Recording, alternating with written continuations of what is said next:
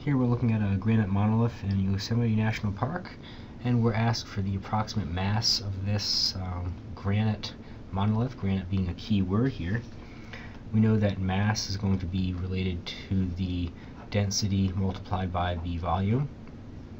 We're told that the volume of this monolith is that. We can go ahead and we can look up what the density for granite is. That's going to be 2.7 times 10 to the third, and it's going to be kilograms per meter cubed, and we're told the volume is going to be 10 to the 8th meter cubed.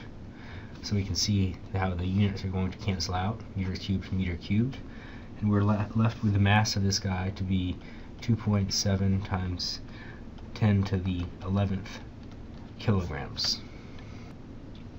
Number 23 is an Archimedes principle problem where I'm going to take some mercury and I'm going to put a hunk of iron in there, and the iron is essentially going to float because it's less dense than mercury.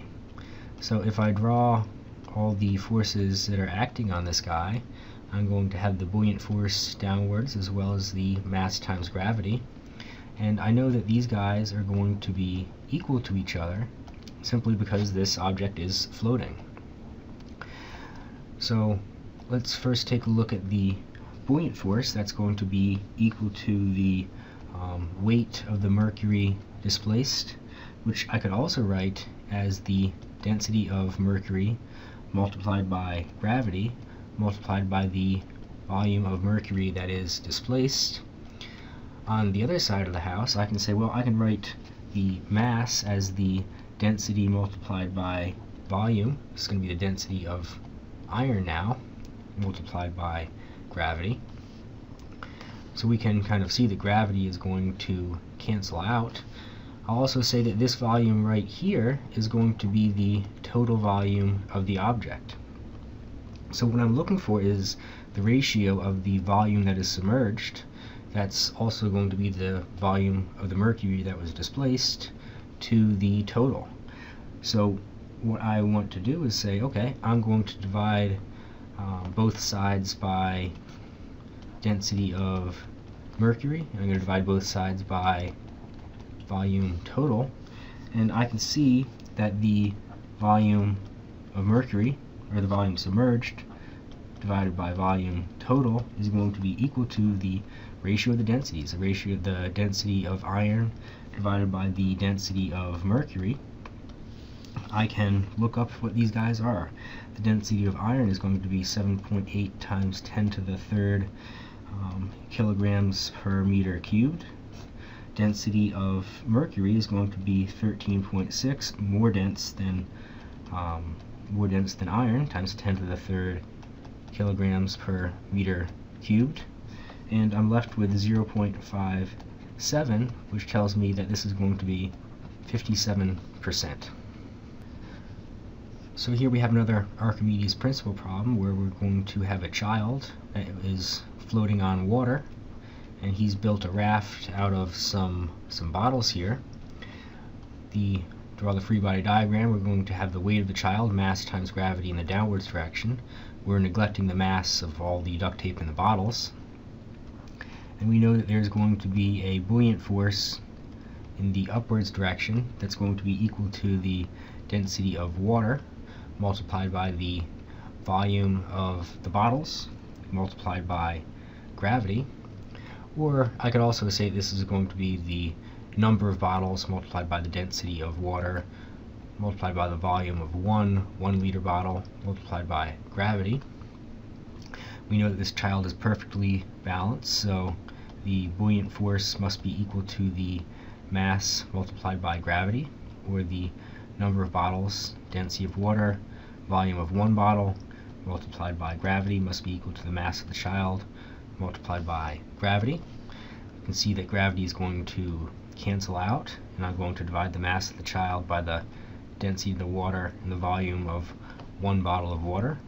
Same over here. And these guys are going to all cancel out.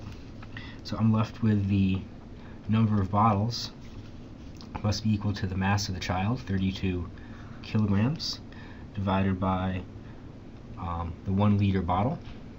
I know that in 1 liter, there is going to be 10 to the minus 3 cubic meters. So 1 liter, 10 to the minus 3 cubic meters.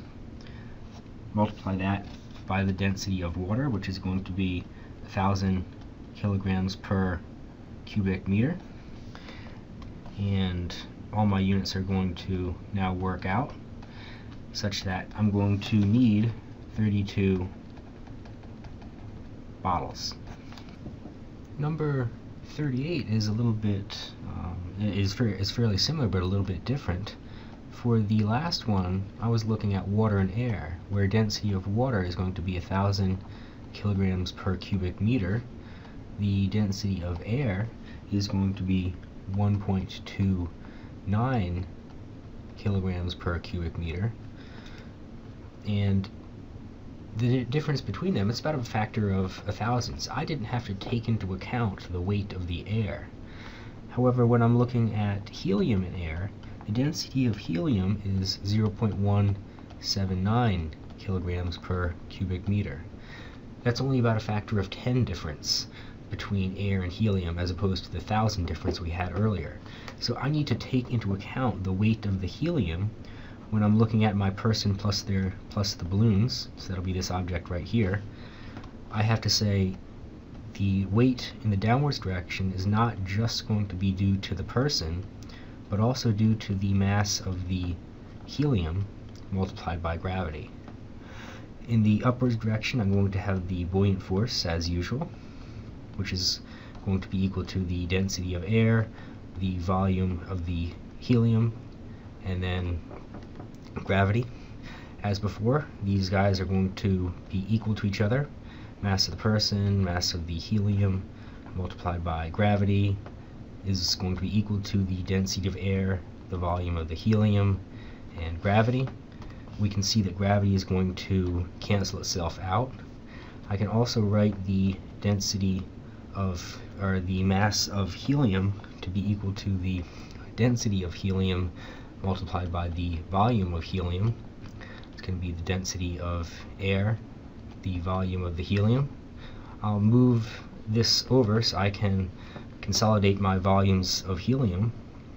Mass of the person is going to be equal to the density of air minus the density of helium multiplied by the volume of helium, which is going to be related to the number of balloons. So I'm going to have the density of air minus the density of helium multiplied by the volume of helium, which is really going to be the number of balloons multiplied by 4/3 pi r cubed, where r is the radius of each balloon, or 0.165 meters. I'm told the diameter. Now I can simply solve for the number of balloons. The number of balloons is going to be equal to 3 times the mass of the person divided by 4 pi radius cubed, and the difference between the density of air and the density of helium. So that's going to be 3 times the mass of the person, 72, and then 4 pi, 0.165, cube that guy. And the difference between the mass, the density of air, 1.29, and helium, 0.179. I calculate my number of balloons to be 3444 balloons. If you didn't include the density of helium, suppose you took that guy out and said, oops, I forgot this guy, you're actually going to calculate 2967 balloons. So you're going to undershoot by about 500 balloons. If you're doing this as Mythbusters did, you probably don't want to make that mistake.